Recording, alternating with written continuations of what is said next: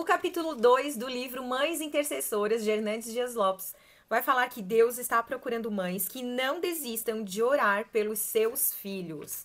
De novo, vem essa mensagem do ativismo, o quanto isso pode ser uma distração no papel de mães intercessoras. E aí ele fala que de todas as disciplinas espirituais, talvez a mais difícil seja a oração. Nós não gostamos de orar, né? É mais fácil ser um ativista do que uma pessoa consagrada à oração.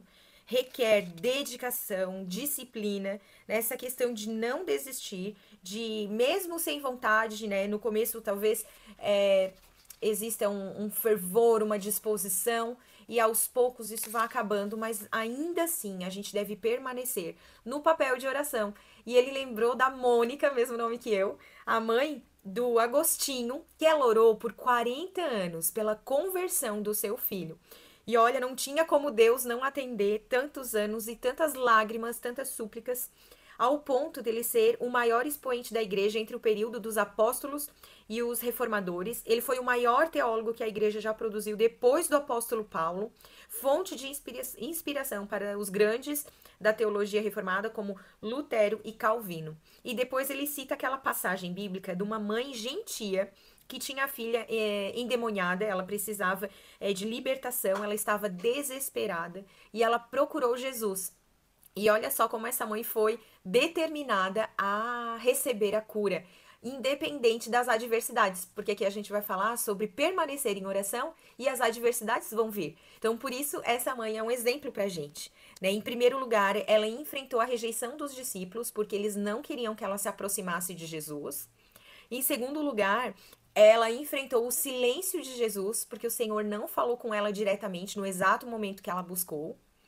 Depois ela também enfrentou a demora de Jesus, né? Às vezes o Senhor, no caminho que a gente está buscando ele não responde imediatamente, ele demora na resposta, mas não quer dizer que ele não esteja ouvindo e trabalhando por aquilo que a gente precisa.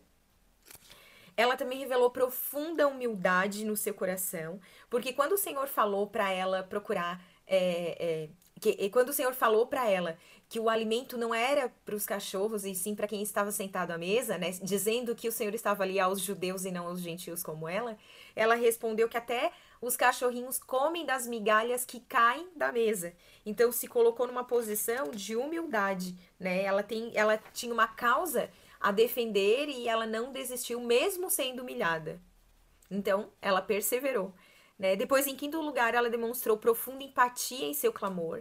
Né? Ela não pediu para socorrer a filha, ela pediu para si, Senhor, socorre-me. Então, ela se colocou naquela situação que a filha estava enfrentando com tanto amor, como se ela mesma estivesse vivendo aquela situação tão difícil, né? De tanto amor que ela tinha por sua filha.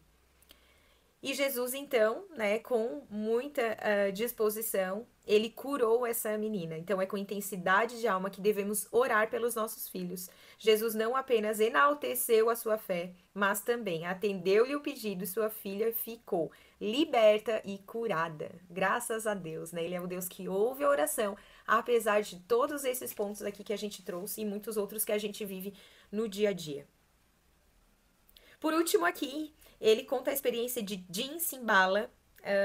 Ele é um pastor do Brooklyn, em Nova York, e a igreja estava crescendo extraordinariamente. Ele e a esposa dele estavam com muito amor e dedicação, ajudando na edificação desse lugar. Só que a filha começou a se perder, ela caiu em drogas, ela saiu de casa, ela, né, virou uma rebelde e aí um dia eles estavam reunidos nesse lugar, nesse templo, e os próprios irmãos, a igreja se levantou num clamor pela sua filha, e naquela madrugada eles oraram, choraram, se derramaram com força, né, unidos num único propósito. E quando ele chegou em casa, o Jim Cymbala, ele falou: se há um Deus no céu, nossa filha foi liberta hoje. E no outro dia de manhã, a filha bateu a porta pedindo perdão, dizendo que naquela noite ela tinha recebido a visita do Espírito Santo, constrangendo ela de seus pecados. Ela pôde se arrepender e buscar então a família novamente. Olha só o poder da oração, né? O quanto essa moça foi salva em resposta a um clamor da igreja.